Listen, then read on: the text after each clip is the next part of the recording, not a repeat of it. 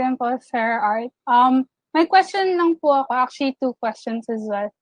For parents and for those newly engrossed po talaga in an online setting since pandemic po tayo, it's difficult po kasi for some to draw the line between sharing and oversharing. Ayan. So, meron nang sinubmit si student. Ayan. So, for parents, So it is not enough to just read about trust and then they don't actually practice it, because there are no people who can actually show them that they can be trusted and that he can be trusted.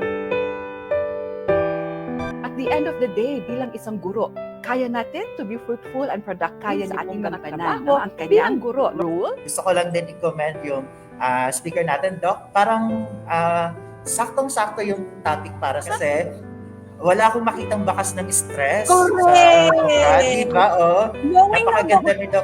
medical Dr. practitioner siya, parang wala talagang ka-stress-stress. Frontline mo yan, Sir Joe. Number 1 tip kanina, Sir Joey, love ourselves. Yun talaga po ang pinaka-important. Well, actually, nagugulat kasi ako kasi ngayon at this point in time, mukhang napakasaya ng aura natin ngayon. Salamat sa inyong lahat. Good morning po.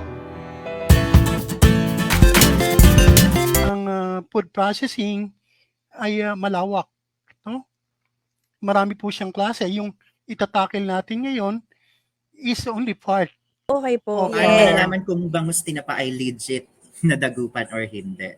Kasi sinabi ng tindero, dagupan bangus yung tinda nila po.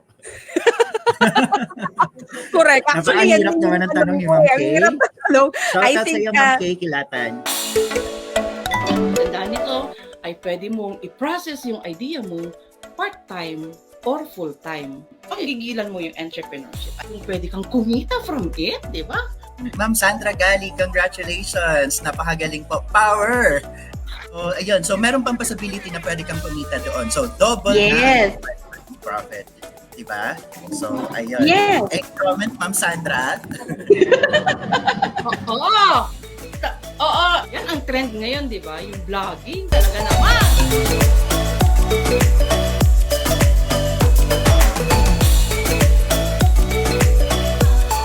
Kung gano'ng kadalas kayo na napalo ng anak nyo. Sabi niya, ay hindi naman kami napalo. Buti na lang. Sabi ko, naku, buti na lang. Di ibig sabihin, maayos kayo. Or pag galit na sa anak mo, ilabas mo muna sa kaibigan mo. Maganda yung sinabi ni Dan, isulat mo, isigaw mo. Para noon maayos ang relasyon. Lalo na ngayon sa pandemya. Kasi magkasama tayo. If you need a time out sa asawa or sa anak, okay yun. Sabihin nyo. Time out muna. Doon ako sa